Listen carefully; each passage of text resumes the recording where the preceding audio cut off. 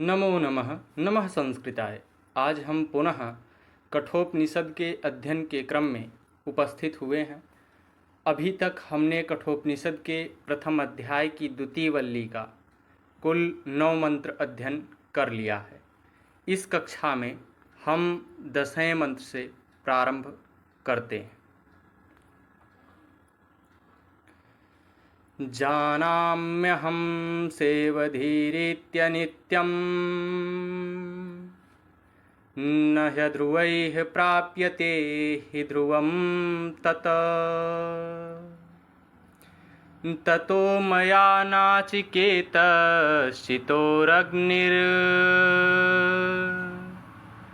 नित्यैर्द्रव्यैः प्राप्तवानस्मि नित्यम्। इसका अन्वय है, अहम जानामि सेवधिः अनित्यम इति हि अध्रुवैः तत् ध्रुवं न प्राप्यते ततः मया नचिकेतः अग्निः चित्तः अनित्यैः द्रव्यैः नित्यं प्राप्तवान अस्मि। इसका शाब्दिक अर्थ है, अहम अर्थात मैं यमराज, जानामि अर्थात जानता हूँ, सेवधि अर्थात सांसारिक वैभव, अनित्यम इति अर्थात अनित्य हैं, ही अर्थात निश्चित रूप से, अध्रुवैः अर्थात अनित्य पदार्थों के द्वारा, तत् अर्थात वह, ध्रुवम अर्थात आत्म तत्व, नहीं अर्थात नहीं, प्राप्यते प्राप्त किया जा सकता, ततः इसलिए, मया अर्थात मेरे द्वारा, नचिकेतः अग्नि अर्थात नचिकेता नामक अग्नि का चित्तः अर्थात चयन किया है, अनित्यैः द्रव्यैः अर्थात अनित्य द्रव्यों के द्वारा, नित्यम अर्थात आत्मा को प्राप्तवान अस्मि अर्थात प्राप्त किया है। पुनः मंत्र को देखते हैं।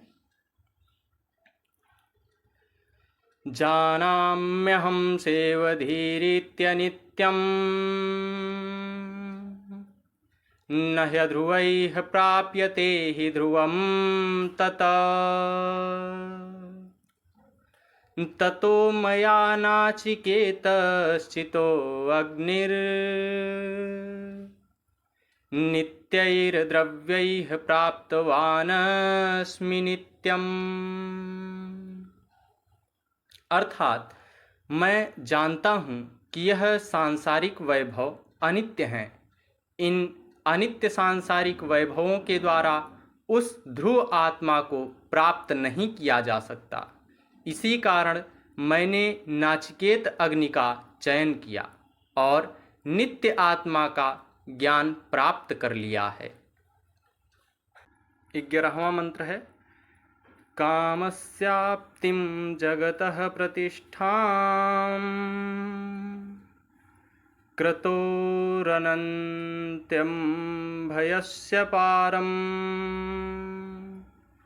स्तोमं महदूरुगायं प्रतिष्ठां दृष्ट्वा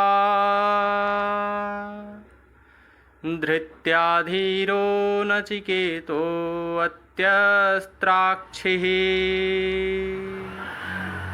इसका अन्वय है, नाचिकेतः कामस्य आप्तिं जगतः प्रतिष्ठां क्रतोरन्त्यस्त्यम् अभयस्य पारम अस्तोमं महत् उरुगायं प्रतिष्ठां दृष्ट्वा धीरः धृत्या अत्यस्त्राक्षिः।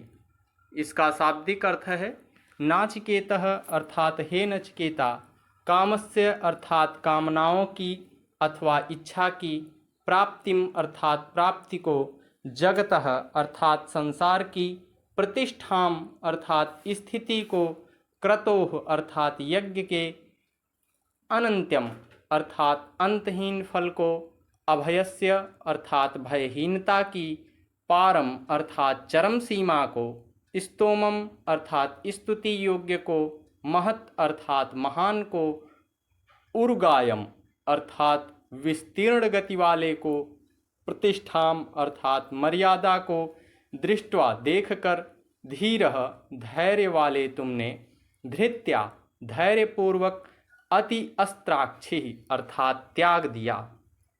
पुनः एक बार मंत्र को देखते हैं। कामस्याप्तिं जगतः प्रतिष्ठां क्रतोरनन्त्यं भयस्य पारम् अस्तोमं महदुरुगायं प्रतिष्ठां दृष्ट्वा धृत्याधीरो नचिकेतो अत्यस्त्राक्षिः। अर्थात हे नचिकेता, तुमने कामनाओं की पूर्ति, जगत की प्रतिष्ठा, यज्ञ के अनंत फल, निर्भयता की चरम सीमा, स्तुति योग्य एवं महती विस्तीर्ण स्थिति को देखकर इन्हें धैर्यपूर्वक त्याग दिया। इससे स्पष्ट है कि तुम धीर हो। 12वां मंत्र है। तं दुदर्शं गूढमनुप्रविष्टं गुहाहितं गह्वरेष्ठं पुराणम् अध्यात्मयोगाधिगमेन देवं मत्वा धीरो हर्षशोको जहाति। इसका अन्वय है, धीरः दुर्दर्शम गूढ़म अनुप्रविष्टम गुहाहितम गह्वरेष्ठम पुराणम तम देवम अध्यात्मयोगाधिगमेन मत्वा हर्षशोकौ जहाति।